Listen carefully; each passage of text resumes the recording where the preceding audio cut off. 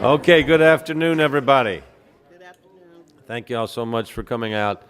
I do want to say that we just had a beautiful ceremony at Metro Hall to commemorate the victims of the hate crimes in J-Town and Pittsburgh.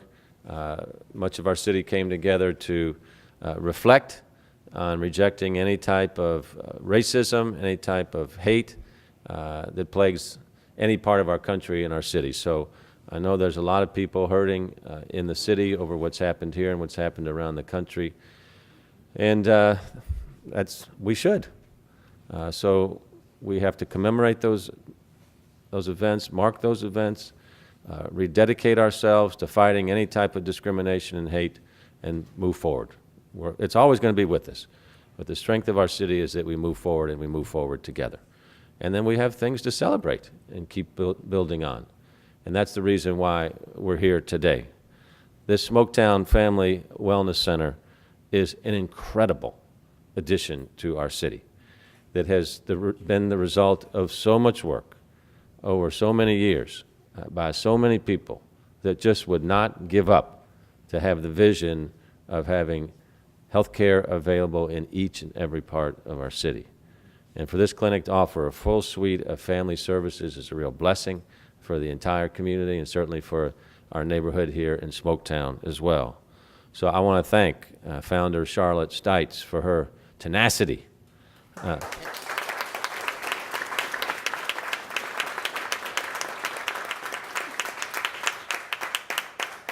want to thank Executive Director Kish Kumi for her great smile and joy and organization of this facility here. Thank you, Kish, for the wonderful work that you're doing. And of course, this wouldn't have happened without all of the board and all the staff at the Wellness Center. So it truly does take a village, as they say, and this project would be like example A of how you get these kind of things done. So just really proud. There's so many dedicated and compassionate citizens in Smoketown. This is an example, but as you look around Smoketown, you'll see multiple examples of people coming together to help lift our city up. When you see the momentum that's happening in downtown in our city and then our burgeoning, what we call edge neighborhoods like Smoketown that surround our downtown, there's all kind of evidence that just incredible things are happening. Think about the Paristown Arts and Entertainment District that's under construction and the old Urban Government Center that's being redeveloped. The Logan Street Market will be opening soon. The Boys and Girls Club just down the way at Jacob and Finzer is going to be an incredible addition to Smoketown. And then, of course, Shepherd Square has been transformed into mixed income, mixed use that's helping the neighborhood thrive. So there's so many different things that are happening. I also want to commend the people who call this neighborhood home for making their voices heard. I love that kind of activist nature of Smoketown to call out the good things, but call out when we're falling short, either as society, as a city, whatever it might be. There is no lack of people that are not shy that live in Smoketown. And that is a tremendous asset for our community.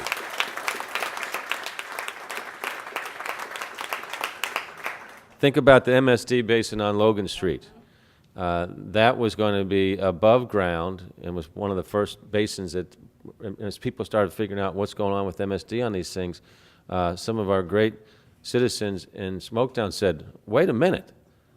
This isn't going to go here. Brought it to the attention of people that should have been paying more attention to it.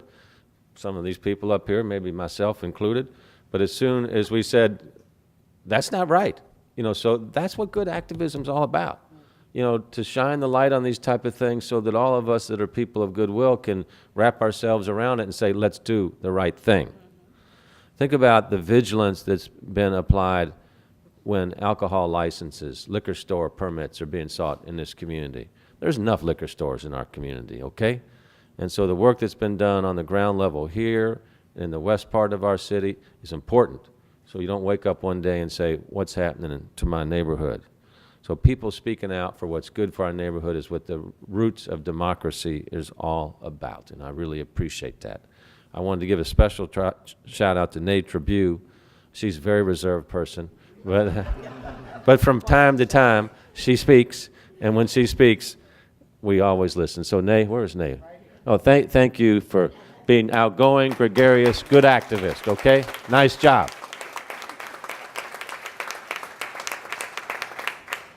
So today we're here to celebrate kind of the continued progression of Smoketown. We're announcing that the city has recently issued a request for proposal for a consultant to lead an update to the Smoketown Neighborhood Plan. It's time. The last update for this neighborhood was in 2002. So think about all the change that's taken place in these last 16 years. Neighborhood plans are really important. They offer the community the opportunity to be proactive, establish neighborhood goals, and to coordinate with public and private investment. These plans are led by the neighbors and the residents of the neighborhoods. That's what will determine what this plan will be designed for and the results that it will achieve. So it's important that we focus on what are the values of Smoketown, what are our objectives, what kind of vision do we have as we look forward to building a greater Smoketown. Our Office for Advanced Planning will be working with neighbors to emphasize what we call the CHASE principles: connected, healthy, authentic, sustainable, and equitable. Those are the values that guide our plans. Office of Advanced Planning, we've got several representatives here. Gretchen Milliken is here. Where's Gretchen? Right here. She'll be leading the way for us here. Gretchen, thank you. Along with Jeff O'Brien, who runs Develop Louisville. Jeff's back there. Thank you for your good work. And then Mary Ellen Wiederwall with Louisville Forward, who oversees all of economic development, real estate development, and workforce development. So we've got a good team here with some good models in front of us. So we obviously have to have a good plan so that we can execute what we call them Smoketowners. What's somebody called that lives in Smoketown? Do we have a Smoketowner? Yeah, historians. So the Smoketowners, whatever the Smoketowners want is what we need to be doing. And that's what the historic plan is going to be all about. So we want to make sure that the neighborhood is growing in the way people see it here. Now, one of the things, and we're working on this with the Russell neighborhood as well, where we're seeing lots of investment go into Russell.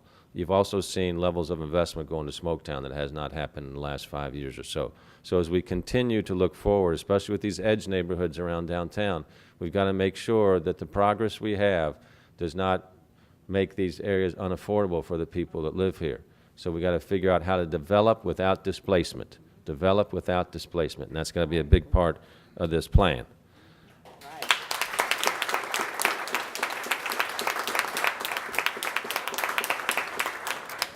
So I know our councilwoman will be on the watch for that objective and goal and many others, and so I'd like to ask Councilwoman Barbara Sexton Smith to share some thoughts with us. Councilwoman? All right. Thank you, Brian.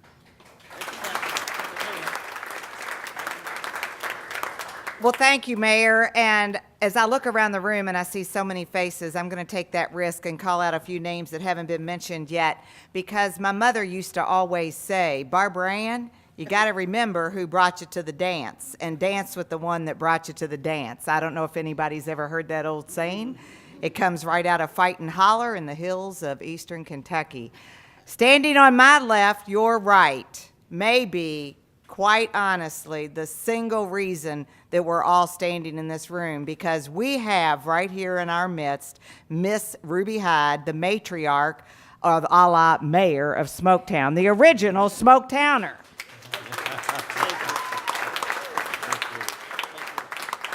And if you haven't put it together yet, for the one or two of you that haven't figured this out yet, she is the mama of Nay. That explains a lot of things. It was Ruby Hyde that brought the sign over here that stated that Smoketown was first brought into being a neighborhood in 1865.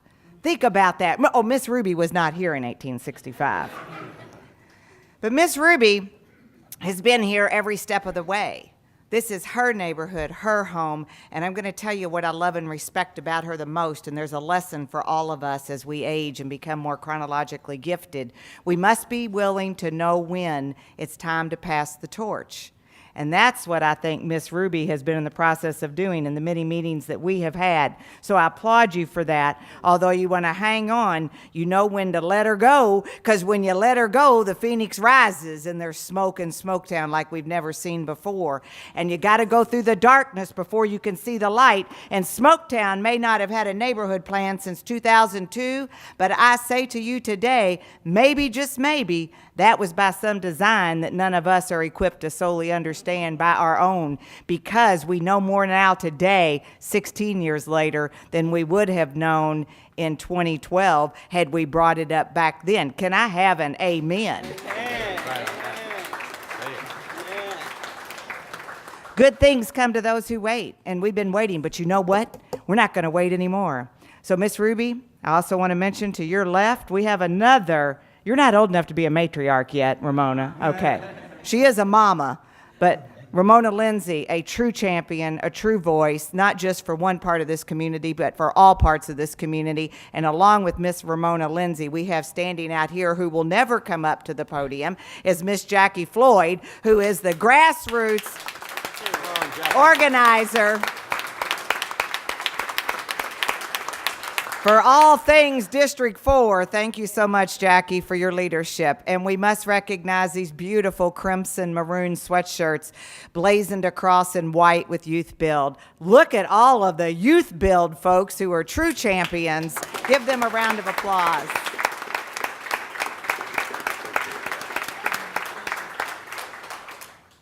So in closing, how in the heck did I get in the middle of this as your councilwoman of District 4? I'm going to tell you a quick story. When I very first landed in the chamber of the Legislative Halls of Power of Louisville Metro, and I sat down in my chair for the first time, on that very first night 22 months ago, we were voting on some $20,000 or $25,000 expense out of a particular neighborhood development fund of a particular district. And I leaned over to my colleague to my left and I said, do we really spend $25,000 on a neighborhood development plan? And she looked at me and said without a hesitation, that'll be the best $25,000 we'll ever spend. And I never forgot that. And when Randy Weber and others came to me and said, we got to think about this, I did not hesitate. But I knew I couldn't do it by myself. There's only $75,000 in the account for the whole daggone district for the whole year. So Gretchen Milliken, thank you so much for stepping up and telling me, don't worry, Barbara, you don't have to do it by yourself. Thank God for that, because District 4 put up $20,000, Advanced Planning put up $20,000, and that's how important this is. We're going to spend $40,000, and the next year bringing voices together, and the process will be wide open and completely transparent. We're going to want everyone's voice to be heard, so please weigh in. And Mayor, that chime is not my cell phone. That was the last press conference that we had. That's right. All right. Just remember, together, we truly do create a great connected community. Thank you all for being here today. And now, Mayor, I'll let you introduce our final speaker. Thank you. Thank you, Councilwoman. You know, as I've got an honor to be able to move throughout this city and meet all kinds of people. And sometimes you run across a special individual that is just working all the time, doesn't seek the limelight, just keeps going, might have an artistic talent that he or she even shares with the city. And Smoketown is really blessed to have a resident, Randy Weber, who just continues doing the work, showing up. Right. So I'm just really happy to ask Randy to come forward and speak on behalf of the Neighborhood Association. Randy Weber, great citizen.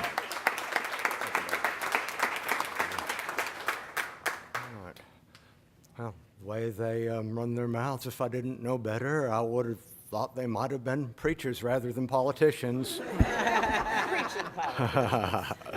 Okay. When I accepted the responsibility of serving Smoketown, my platform consisted entirely of the following two promises. First, I would address the elephants in the room by their proper names. Second, I would maintain a level playing field with the help of Dr. Kinahan and her students, Councilwoman Smith, Mayor Fisher, the folks that developed Louisville, and my board members past and present. And I see Adam, Theo, and Tony here today. I am pleased to make good on these promises today. Two large elephants sit in our room. The first, representing our past, is the weight of our neighborhood's history. The accomplishments of our predecessors, in whose symbolic shadow we stand today, have left indelible marks on Smoketown's and the entire nation's culture. Think about the boxers commemorated in the statue outdoors. These predecessors have set the high standard by which our conduct will be judged. The second elephant, representing our present, is the triple scourge of depopulation, dilapidation, and disinvestment. We honor our past by acknowledging its unrepeatable character, facing the present squarely, and creating a positive future. More specifically, we seek to encourage the residential redevelopment now underway and to manage this process to forestall gentrification. In addition, we will solicit appropriate commercial development and create an integrated plan for our green spaces. Our neighborhood exists not only for its constituents, but also for the larger metro area. For this reason, we are including Develop Louisville in a collaborative effort to create a neighborhood plan. Together, we will select a consultant to provide a perspective external to both interests. I assume that my interests and those of the folks at Develop Louisville overlap considerably but are not identical. In the evaluation of prospective consultants, we will maintain a level playing field. We will evaluate every proposal in accordance with the same rating scale. Whatever items we score objectively on one proposal, we will score objectively on all others. Likewise, whatever components we treat subjectively in one, we will treat subjectively in all. We harbor no illusions regarding the challenges ahead. A positive outcome will materialize only after much hard work and compromise. Our neighborhood plan, like all human creations, will be less than perfect. Nevertheless, it will be sufficient to guide us through the next phase of Smoketown's history. In the idealized poetry of the spiritual, we know dark clouds will gather o'er us. We know the pathways rough and steep, yet golden fields lie out before us where weary eyes no more shall weep. In conclusion, then, since we are surrounded by a large crowd of spectators, let us remove every encumbrance and persevere in running the race before us. With malice toward none, with charity for all, with firmness in the right, let us strive on to finish the work we are in, to bind up Smoketown's and Louisville's wounds, to care for those who have borne the brunt of Smoketown's difficulties, to do all which may achieve and cherish a just and lasting community. Thank you.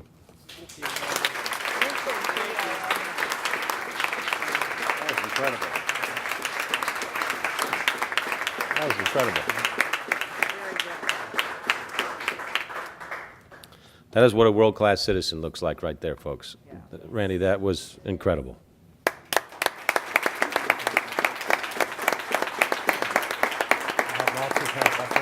That was really something. Theo Edmonds is here as well. Theo has been a great contributor. Josh, too, is here. You guys have done some pioneering work here as well. One of the things that I do appreciate about the work in Smoketown has been the embracing of the racism, injustice, and calling name to that, and being able to convene dialogue around that where people explain and people understand the best they can from where they come from, so that that can be a part of the equitable development of Smoketown as well. Now, you guys have done a lot for that, and I appreciate that.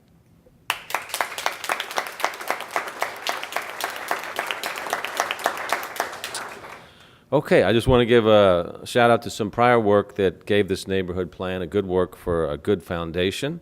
Dr. Kelly Kinahan and some graduate students from U of L's Masters of Urban Planning programs worked with Smoketown residents in the fall of 2017 to create what was called a document to inform the Smoketown Neighborhood Plan. So I want to thank Dr. Kinahan and her students for their work.